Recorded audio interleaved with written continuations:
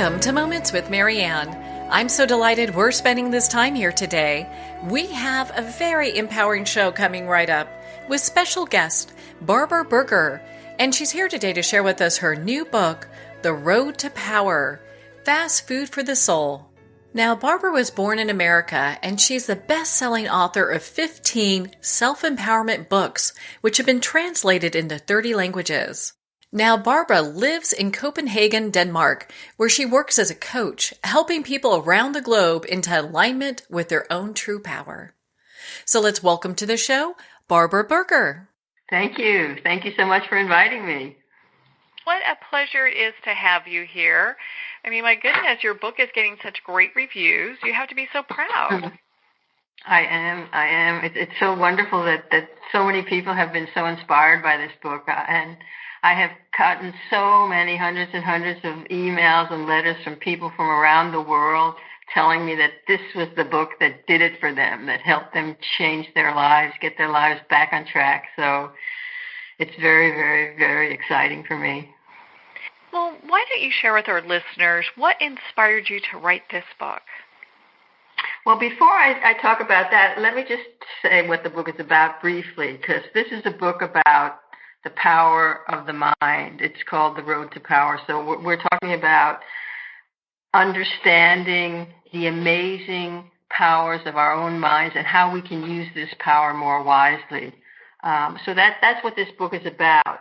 And of course, it grew out of my own experience, my own suffering, my own challenges, and starting to understand the amazing power of our minds and how this determines our experience and how we can use the focus of our attention more wisely. When I started to understand the mechanism myself, then of course I wanted to share this wonderful information with everyone else. So that's how this book came about.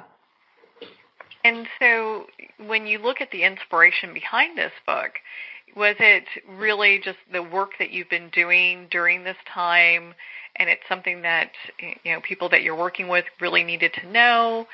What was that thread there for you?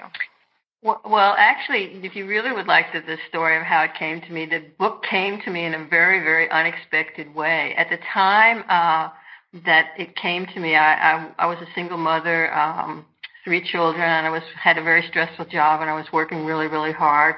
And I was so stressed out of my mind that I decided that I had to take 2 or 3 weeks off. And so I took 3 weeks off, and I told everyone that I was going far, far away, but I didn't. I didn't go anywhere.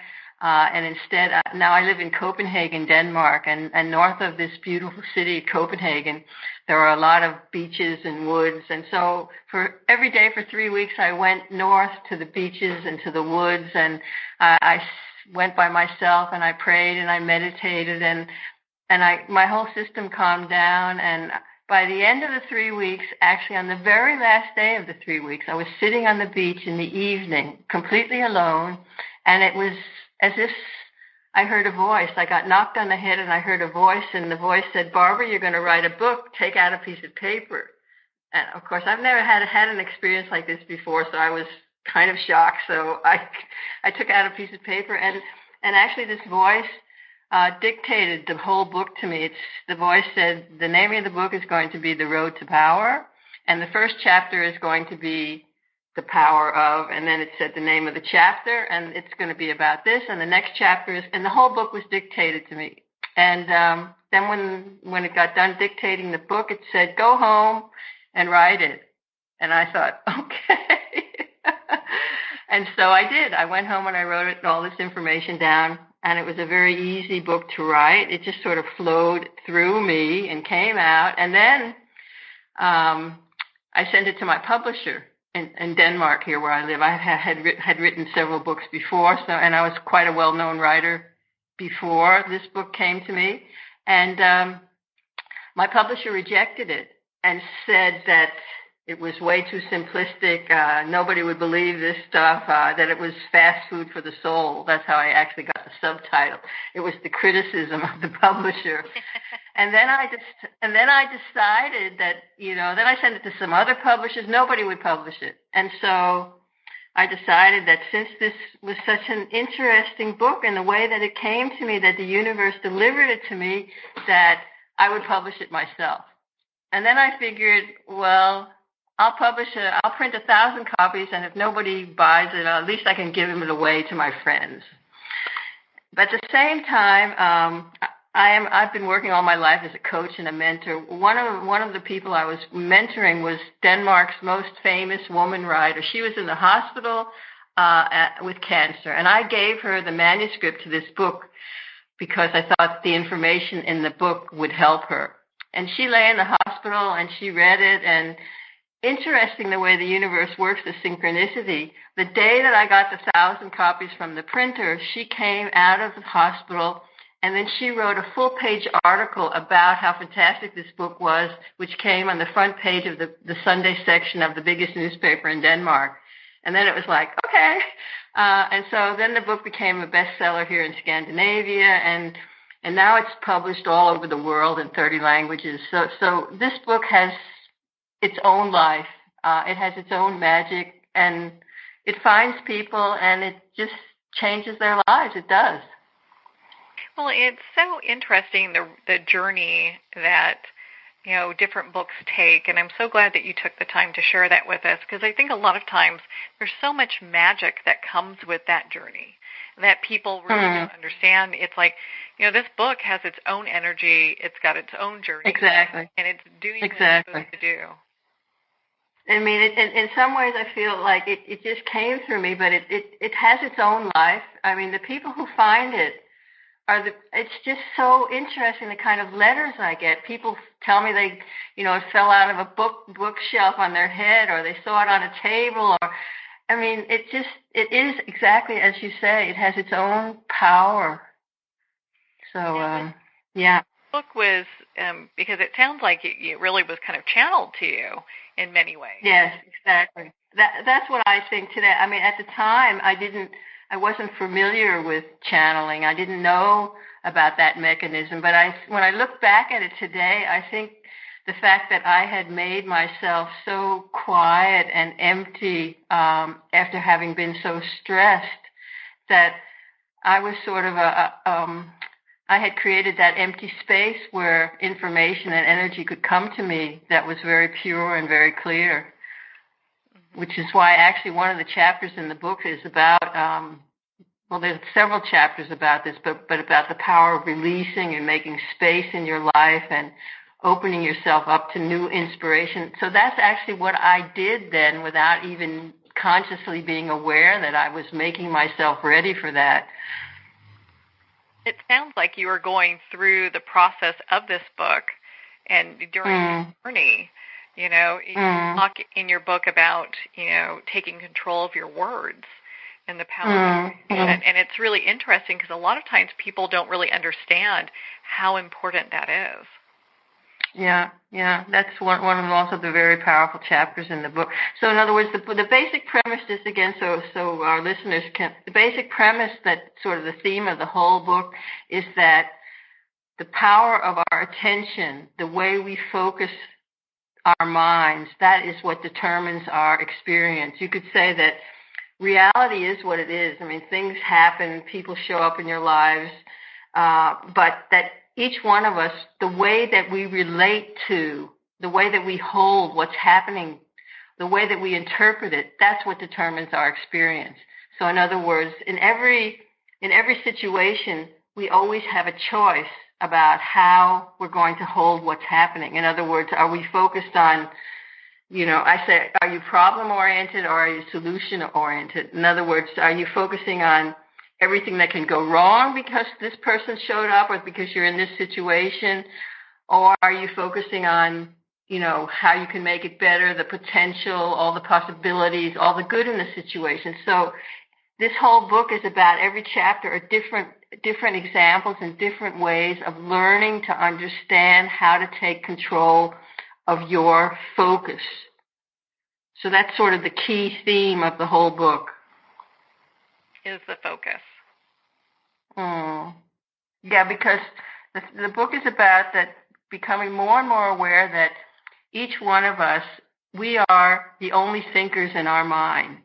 And so that means that we have much more power than we believe, because we are the choice maker in every situation. In other words, how are we using our focus? What are we focusing on right now? And if you start to, I do coach people every day. I work as a coach. And so I can see that most people are not that aware. I mean, everybody's heard about this stuff, but they're not really practicing it. They're not really that aware about how subtle it is. As you said before, if we just listen to what people are saying, the stories we are telling, they are so revealing. There is a chapter in the book called The Power of Affirmation. And in other words, that whole chapter is about noticing what we are affirming, what we are saying out loud. Are we, again, you can, when you listen to people talk, sometimes you think, well, it makes perfect sense the way their lives are. People who complain a lot usually have a lot to complain about. They go together, whereas people who are praiseful, enthusiastic, passionate about stuff, they usually have a lot to be enthusiastic about and passionate about. So it's very interesting to notice that it's not accidental. Yeah, it's interesting because you also talk about this in your book, and we were just kind of touching on that a minute ago, when we take control about what it is that we say, how powerful that is, because it changes everything. Exactly. Well, and you kind of touched on this a little bit ago when you talked about the power of release. Why don't you expand on that for our listeners? Because I think a lot of times when people think about release, they're like, oh, I've released everything, but they may still hold grudges, or, or maybe they're not quite, quite there yet to forgive a friend, did something to them, or a parent, Yeah. Well, again, since I work as a therapist and coach and talk to people every day, as far as I can see, we're all carrying around so much excess baggage, old stuff, things that are weighing us down, that are blocking the flow of energy in our lives, and so on. So to become more conscious about, well, you could say, for example, people in your lives, the relationships where, say, for example, you had a good friend and it really worked for many years, but you've changed or you've grown apart. And so to be able to let go of people and bless them with love, but not to feel that you have to hold on to stuff, because when you let go of things that no longer serve you, you also make space for new good to come into your life. So it's letting go and releasing is an amazing tool. Also just in terms of, like cleaning up your house or cleaning out your closets. Also physically throwing stuff out, giving things away. It's amazing what happens when we do stuff like that. First of all, if you clean out old junk or a closet or something, you feel actually how much energy you stirred up in the old, and then when you've done it, you just feel better. So I highly recommend emotional releasing, physical releasing, mental release, all levels if one can, as much as possible. To really kind of dive into that. And how important is that? When you were writing this book and doing that channeling, was there anything that came up that surprised you?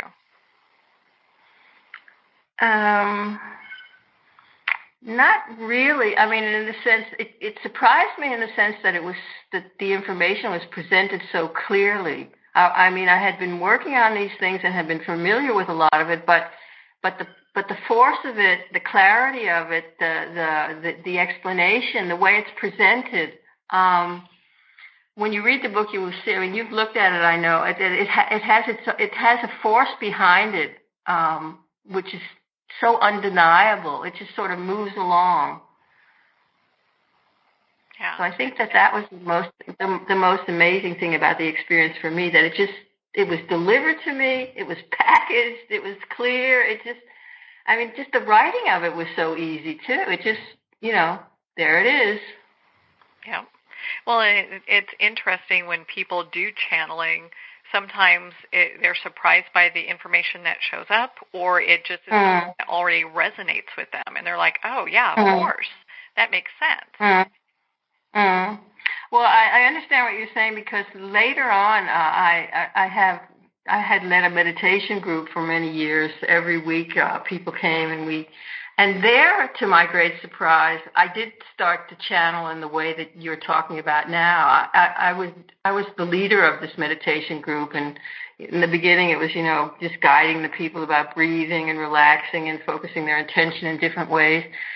But to my great surprise, I sometimes in the beginning, I would start talking about things, and then it was, as you say, that I could talk about things that I had no knowledge of. And it wasn't that I was asleep or anything. I was fully aware of what I was saying, but it was like, oh, that's really interesting. Where did that come from? So again, I sort of developed, once I started to understand that I had the ability to do that, I allowed myself to go with it even more. And so more information came to me. I've written several other books, and one of my books is actually all the information that I got from the channelings. There's one, I'm sure there are a few in here that people are looking, gosh, there's power, there's information behind this, there's, this can be powerful in my life. And one of them that came up, and I think a lot of people would be a little bit surprised by, is the power of no. And I'd love for you to explain that for our listeners. Well, that chapter is about, again, if we know that we are the choice maker in our lives, if we know that we are the only one who can control the focus of our attention. So the power of no, that chapter is about refusing to give our attention to gossip, for example, or, saying no to gossip, saying no to critical thoughts about other people, saying no to watching violent movies, saying no to, so in other words, that it's not just what we say yes to, but it's also that we should exercise discernment in our lives, because again, what we focus our attention on grows in our experience. Plus, what we focus our attention on, that's the frequency that we're on. And depending on the frequency that we're on, each one of us is kind of like a radio transmitter. We're sending a signal out to the universe, and we attract more of the same frequency. So we attract people, circumstances, situations that match our frequency. So if we're on a low frequency, which is negative thinking, gossip, violence, whatever, then we will attract more that matches that. And that's not really very wise. So the power of no is again, it's that we're the choice maker, and that we really need to understand that it's every choice. It's every now moment. Well, and what a powerful thing that is, too, because when we're small and we have choices, I mean, it really takes that whole victim mentality out of that. Exactly. So again, that's also a very, very important aspect of all this. So in other words, I'm not saying that, and the book doesn't say that we don't have challenges, that we don't face difficult situations or difficult people or whatever. We all face that, but we have the choice of how we're going to relate to it. So in other words, what is it that I can do in this situation? What can I learn in this situation? How you could say how we can turn lemons into lemonade. In other words, why is this coming to me? What's the growth here? What's the learning? How can I evolve more? So everything can be framed in that way. And that helps us also to deal more wisely often with difficult situations. Well, and so I know in your book you talk about examples of exercises that people can use. To share a couple of those with our listeners, because I'm sure that they're going, gosh, I want to start using some of this in my life now. Well, some of the different, I have a lot of affirmations, because in other words, we talked about before the power of the spoken word, that what we say out loud is actually what we're affirming for ourselves and for our families and for our friends. So to start to work on changing what we say, and I guess one of the favorite affirmations that's in the book is not even one that I developed. It's a universal mantra that's actually from 1800 and in the late 1800s. There was a French doctor who developed this mantra, which I'm now going to say, and which I have used so much with so many clients and so many people who have had amazing results with this affirmation. And it goes like this: every day, in every way, I am getting better and better. This doctor, his name was Émile Coué, this French doctor who developed that. He was a medical doctor, and he had people who came to him with all kinds of illnesses, sicknesses, and so on. And he discovered, or he found out, that there was something deeper going on, and he wanted to help people reprogram their subconscious. And so he developed this affirmation: every day, in every way, I am getting better and better. And he gave it to all his patients. It didn't matter what problem they came with. They had to say this, and his prescription was to say this with feeling out loud 15 times in a row, at least 3 times a day. And so he started doing this with people, and now millions of people all over the world have used this for many, many generations. And so I would highly recommend that if you want a universal pick-me-up, that you try saying this out loud with feeling 3 times a day and see what happens in your life. I have had people who have had so many amazing turnarounds just by using this one affirmation. And you have to think about, first of all, you can't say every day. You have to say, if you think about what it says, every day, in every way, I am getting better and better. It's such a cool affirmation because it's open-ended. It's not specific. It doesn't say how. It doesn't say, but it's just sort of that flow of every day and every way, I am getting better and better. You can't really do it 15 times in a row without feeling better. So that's a very good example of the kind of affirmations that you'll find in the book. Well, and what a powerful example that is, because it really does shift the energy and move people into a state of greater positivity for their lives. Mm-hmm. Mm-hmm. I know, for example, I had, one of my sons also, who was very depressed once. He was so depressed, and I remember he came to me, he was 19 years old, and I said, well, why don't you try this affirmation? And he did, he really went overboard. He just said it constantly all day long, from morning to evening. He didn't allow himself to think of anything else, but he totally turned his life around by doing that for a couple of months. He regained his health. He had been very sick. He got a new job. His girlfriend who left him came back. I mean, everything just, his life was just back on track. And the only thing he did was constantly say this. So yeah, I have a lot of stories of people who have really done good stuff, good work with this. And really changed their lives. Well, and it's interesting because I know in your book you talk about how our mental states control our bodies. And I'd love you to expand on that for our listeners, because you talk about how this also impacts our health. Well, one of the other basic premises of the book is that God is all and God is good. In other words, that there's a greater universal intelligence who created all of life, including us and including our bodies, our health.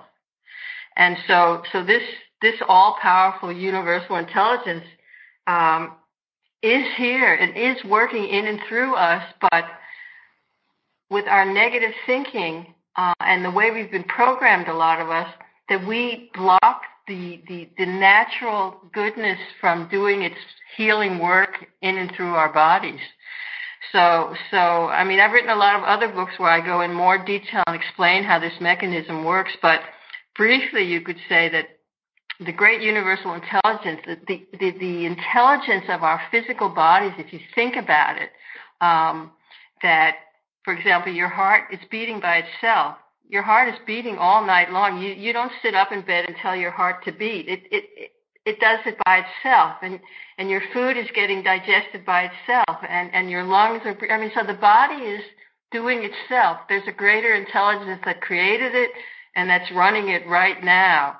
And we all know, for example, that, if you cut your finger and out in the kitchen you're making food and you cut your finger and it bleeds a bit and you put a bandage on it, you take the bandage off in a couple of days, the finger it's grown back together. You don't sit there all day long and tell the cells in your body to do that. So the body has a self-regulating, self-healing intelligence that if we align ourselves with that, and if we affirm it and we believe in it, then we allow it to work much more powerfully in and through us.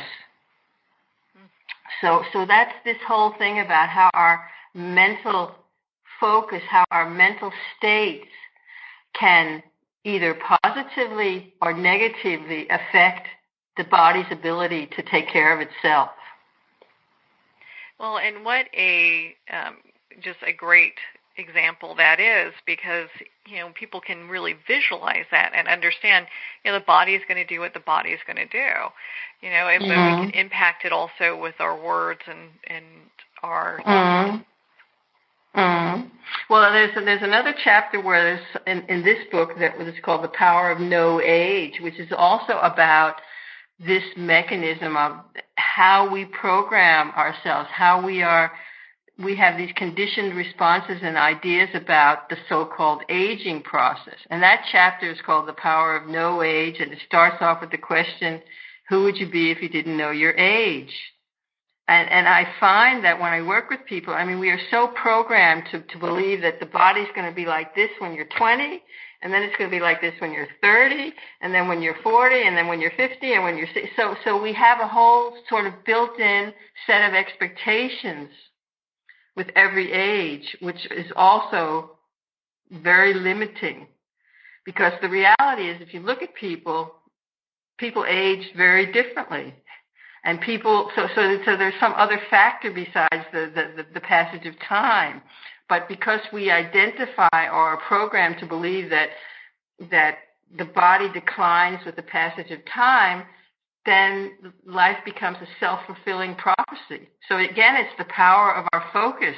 How are we using the power of our minds in terms of looking at the body as we pass through time? So again, all of this stuff is so fascinating, because once we get a whiff of how much more freedom we could have, it's very intoxicating, I find. And again, as far as I'm concerned, this is what self-empowerment is about. Self-empowerment is about taking your power back, about understanding that you're far more powerful than you have been brought up to believe. That's really good news. That is great news. And for a lot of people, it allows them to start taking that power back, start living a more empowered life. And I agree with you. When people start talking about ages, I don't pay attention to the numbers. Good. I'm more focused on how I feel and what I'm going to do. Super good. That is the key. That is so important what you just said. You're just spot on. So we need to get the word out about that too, because there's so many people who, if you listen to people even talking about, that's, how it is when you get older, that kind of stuff. You're doing really well for your age. It's like, I don't think anyone would dare say that to me. They may get flattened. Good girl. I really like that, Marianne. You're my kind of woman. At least verbally, we'll put it that way. Because, yes. Well, that's a good start. Yeah, because that would be such an erroneous way to think about life and our existence. And I just agree with you. I think there's so much more in your book. I love it because every chapter, it really kind of breaks it down. So you've got like the road to power, power force, and it goes on and on. Then we get into book 2. And so I think I have time for one more question here. So when we look at book 2, why did actually, before you go on, I would really like to say to our listeners that I'm giving away a free ebook at the moment, which is only about the power of the mind. It's called The Mental Laws, Understanding the Way Your Mind Works. And if you go, I just would like people to know that if they go in on my website, which is beamteam.com, BEAMTEAM.com, it says it on the front page of the website how you can get your free ebook. And this ebook is a really good introduction to all of the stuff that Marianne and I have been talking about on this show, understanding the way your mind works and how to use this power more wisely. Well, that is fabulous, Barbara. And why don't you share your website for our listeners so they can connect with you and be part of your community? The website is beamteam.com, www.beamteam.com. So you can go in there and it will tell you how to get this free ebook. But otherwise, all my books are available on Amazon and all the other online shops. Sections. Okay. Well, Barbara, thank you so much for taking the time to be on the show with us here today. Well, thank you so much for having me. Well, thank you so much, Barbara. It's been an honor to spend this time with you and, of course, to talk about your new book, The Road to Power.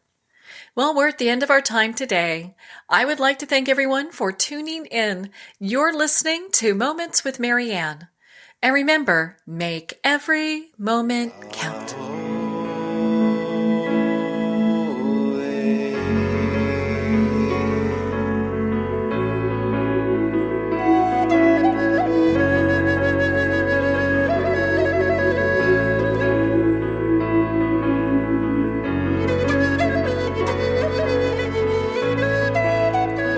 In a single moment, your life can change. Moments with Marianne is a transformative hour that covers an endless array of topics with the best of the best. Her guests are leaders in their fields, ranging from inspirational authors, top industry leaders, and business and spiritual entrepreneurs. Each guest is gifted and a true visionary, a recognized leader in her own work, and while teaching others to develop, refocus, and grow, Marianne will bring the best guest and sometimes a special surprise. Don't miss this. You never know just which moment will change your life forever. Moments with Marianne airs every Sunday, Monday, Thursday, and Friday at 8 p.m. Eastern and 5 p.m. Pacific Time. Make sure to tune in and visit momentswithmarianne.com for more information.